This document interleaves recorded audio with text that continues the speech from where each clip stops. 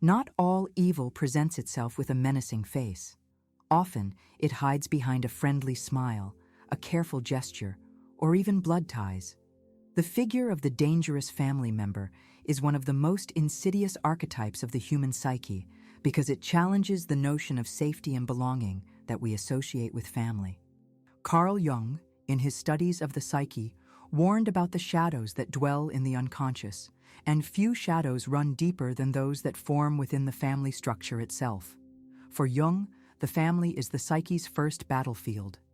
It is within it that a child learns about themselves, about love, fear, trust, and betrayal. But what happens when those who are supposed to protect are the first to cause harm? The danger of a masked family member lies in their ability to manipulate reality, making the victim doubt their own feelings and perceptions. These people can inflict harm in subtle ways, through words that undermine self-esteem, emotional games that confuse or control disguised as concern. In more extreme cases, psychological and physical violence become tools to keep the victim trapped in a cycle of fear and dependence. This type of family member can be a father, a mother, a sibling, an uncle, anyone within the family structure who uses their position to exert destructive power over others. Jung believed that every human being carries a shadow within, the repressed side of the psyche made up of desires, traumas, and impulses we refuse to acknowledge. In some people, this shadow is not only denied, but projected onto others, especially the vulnerable. A narcissistic father may turn a child into his scapegoat, blaming them for all his life's frustrations. A controlling mother may use guilt as a tool of dominance, preventing her children from developing emotional autonomy. But how do you identify a dangerous family member? The first sign is a feeling of unease. If being around this person triggers anxiety, tension, or an underlying fear, something might be wrong. The second sign is emotional manipulation. These individuals rarely take responsibility for their actions, instead blaming others and distorting reality to present themselves as victims. Emotional blackmail, gaslighting, making the victim doubt their own sanity, and alternating between affection and coldness are common tactics. Another key factor is isolation. Toxic family members often attempt to cut their victim off from the outside world, either by criticizing friends and partners or by creating an environment where the individual feels they can trust no one but them. This is a common pattern in dysfunctional families, where fear and obligation replace genuine love. The impact of growing up with or living alongside such a family member can be devastating. The victim's psyche fractures as they learn to doubt themselves, leading to anxiety, depression, and, in many cases, a chronic difficulty in forming healthy relationships. This cycle can persist for generations unless it is recognized and broken. But how does one break free from the influence of a dangerous family member? It is a difficult process that requires courage and often both physical and emotional distance. Jung believed that true individuation, the path to becoming one's authentic self, only happens when we face our shadow and free ourselves from the chains of the past. This often means confronting the abusive family member, setting boundaries, and, if necessary, cutting ties. However, society places a major obstacle in the way of this process: the myth of the perfect family. From a young age, we are taught that family is everything, that we must respect our relatives no matter what. This belief makes victims even more vulnerable, as it instills guilt for questioning or distancing themselves from a toxic relative. The fear of being labeled ungrateful or cruel keeps many people trapped in destructive relationships. But it is important to remember that true respect must be mutual. No blood tie justifies the destruction of another person's psyche. Cutting off or limiting contact with a dangerous family member is not an act of hatred, but of self-preservation. Jung reminds us that individuation requires the courage to break free from inherited patterns and carve out a new path for oneself. The family's shadow is one of the hardest to face because it forces us to confront painful truths about those we love. But recognizing the darkness is the first step toward the light. Evil wears masks, but awareness can tear them off. And in doing so, we find our true strength. Those who grow up under the influence of a dangerous family member often carry invisible wounds, wounds that do not bleed, but shape the way they see themselves and the world. Jung teaches us that these wounds do not simply disappear, they settle in the unconscious, influencing choices, behaviors, and relationships. One of the most common effects of this experience is the development of destructive patterns in interpersonal relationships. Without realizing it, a person may repeat the same cycle of abuse in other areas of life, choosing partners, friends, or even bosses who mirror the toxic family member's behavior. This happens because the unconscious seeks what is familiar, even when it is harmful. What we were taught as love in childhood becomes our model for connection, and if that love was marked by pain, control, or manipulation, there is a high chance we will continue to seek it unconsciously. Moreover, a child growing up in such an environment develops defense mechanisms to survive. Some become excessively compliant, always trying to please and avoid conflict because they learned that disagreement leads to punishment. Others build an emotional armor, becoming distant and unable to trust others. Then there are those who internalize the aggressor's voice, turning into their own worst enemy, living under constant self-criticism, feeling like they are never good enough. Jung would call this phenomenon a complex, a set of repressed emotions and memories that exert power over the psyche. A complex formed by years of emotional abuse can lead a person to develop a cruel inner voice that echoes the toxic family member's words. This voice says, "You will never be loved, you have no value, if you leave, no one else will want you." And often, this voice becomes so deeply ingrained that the person can no longer distinguish it from their true self. The healing process begins with awareness. Jung believed that self-knowledge is the key to liberation. The first step is recognizing that something is wrong, that the constant discomfort, the feeling of unworthiness are not absolute truths, but echoes of the past. From there, it becomes possible to work on these beliefs, challenge them, and gradually replace them with something healthier. But this path is not easy. Facing the shadow of family often means confronting guilt, doubt, and even isolation. Many who try to distance themselves from toxic relatives are judged by other family members or by society. How can you do this to your mother? But he's your father. He raised you. These phrases are common and stem from the idealization of family as a sacred and untouchable institution. The reality, however, is that blood ties do not guarantee respect or true love. What defines a family is not biology, but how its members treat each other.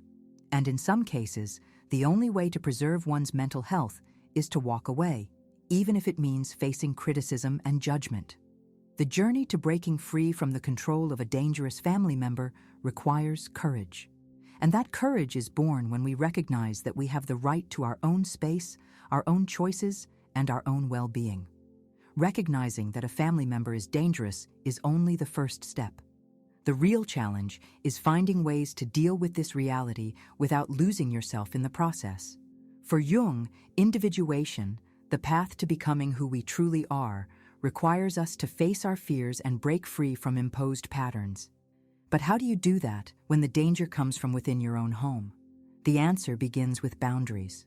People who grew up in toxic environments often struggle to set boundaries because they were conditioned to believe their feelings don't matter or that saying no is an act of betrayal. But the truth is, a boundary is not a wall. It's a gate. It doesn't isolate. It simply defines what can and cannot enter your life. Setting boundaries can be difficult, especially with manipulative family members. They often react with anger, guilt, or victimization. Phrases like, "After everything I've done for you," or "You owe me respect," are used to weaken the victim's resolve. But a healthy boundary is not based on guilt. It's based on self-care. If a family member constantly belittles, manipulates, or causes harm, distancing yourself is not a punishment. It's a necessity. In some cases, physical distance may be the only viable solution. For Jung, the collective unconscious shapes our perceptions of family, making the idea of cutting ties seem unthinkable. But it's important to remember that true family is the one that nurtures, not the one that traps. Beyond physical distance, there is an equally essential internal process, redefining one's own story. Many who grew up under the rule of a toxic family member carry an internal narrative of guilt and inadequacy. Therapy, whether through Jungian analysis or other approaches, can help rewrite that story, putting the individual back in the role of the protagonist. Jung spoke about the need to integrate the shadow, to recognize the repressed aspects of the psyche so we can become whole. In the context of a toxic family, this means accepting that the pain was real, that the abuse happened, but that it does not define who you are. It's a process of naming the wounds, facing them without fear, and from there, building a new identity, one that is no longer a prisoner of the past. This journey is not linear. There will be days when doubt creeps back in, when the aggressor's voice still echoes in your mind. But every small act of self-assertion, every no spoken with conviction, every step taken toward emotional freedom, is a brick in the construction of a new life. In the end, the goal is not revenge or resentment, but liberation. The true victory over a dangerous family member is not destroying them, it's ensuring they no longer have power over you.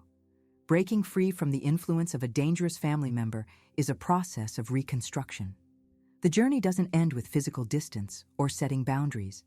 It continues in the quiet work of reclaiming one's identity, learning to trust again, and opening up to experiences of genuine love and belonging. Jung teaches us that the psyche has a natural tendency to heal, but this healing only happens through awareness. And in this case, awareness means recognizing that the destructive patterns learned in childhood do not have to define the future. But how do you reprogram a mind that has been conditioned to fear, submission, or excessive self-criticism? The first step is identifying the defense mechanisms that were built to survive a toxic environment. Those who grew up under the influence of dangerous family members often develop hypervigilance, a constant state of alert, as if danger is always lurking. Others become emotionally unavailable, struggling to form deep connections out of fear of being hurt again. Some take on a self-sacrificing role, believing they must take care of others in order to be accepted. These patterns, while essential for survival in a hostile environment, become obstacles when one seeks a more fulfilling life. The problem is that many of these responses are automatic, deeply rooted in the unconscious.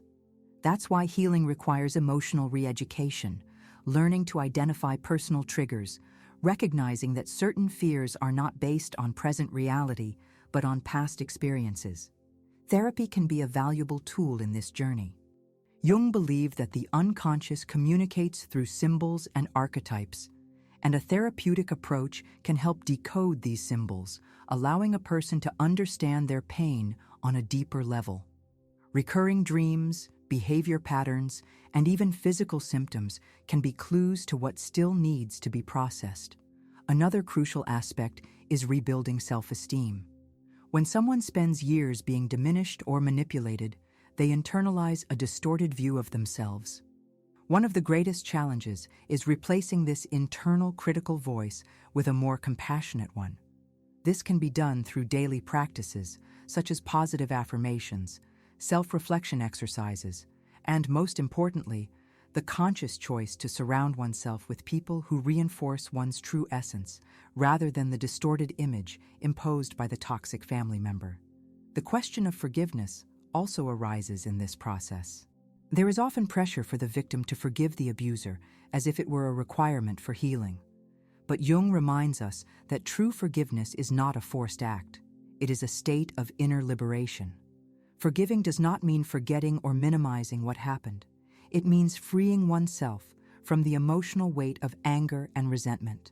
For some, forgiveness comes naturally over time.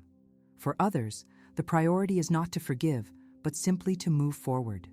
In the end, what truly matters is that the victim no longer defines themselves by what they have suffered. The real triumph over a dangerous family member is not just escaping their influence. It is building a life that no longer revolves around pain. Overcoming the damage caused by a dangerous family member doesn't happen overnight. It's a process of deep transformation, where a person rebuilds themselves from the emotional wreckage of the past. But as challenging as this journey may be, it is also an opportunity for rebirth, a chance to become something beyond the pain endured. Jung teaches us that when we confront our wounds and integrate them into our consciousness, they cease to be mere sources of suffering and become keys to individuation. This means that, as paradoxical as it may seem, the experience of living with a toxic family member can serve as a catalyst for growth, provided we do not allow ourselves to be defined by the role of the victim. One of the most powerful ways to reframe this experience is through self-knowledge. For those who have spent their lives trapped in destructive family dynamics, looking at themselves without the filters imposed by the past can be liberating. Who am I beyond fear? Who am I beyond the need to prove my worth? Who am I if I allow myself to exist without carrying the weight of guilt or obligation? These questions may seem simple, but for someone whose identity has been shaped by manipulation and control, answering them is an act of courage. Often, the initial response is emptiness, a space of uncertainty where the old self no longer fits, but the new self has yet to take shape. This moment can be unsettling, but it is also a sign that transformation is underway. A valuable strategy in this process is reconnecting with personal desires and interests. For years, a person may have lived to meet the expectations of a controlling family member, suppressing their own aspirations. Now, they have the chance to rediscover what truly brings them joy. It could be something simple, like revisiting a forgotten hobby, or something deeper, like redefining their life's purpose. Another crucial aspect of healing is building new relationships. Someone who grew up in a toxic environment may struggle to trust others, but finding connections based on mutual respect is essential.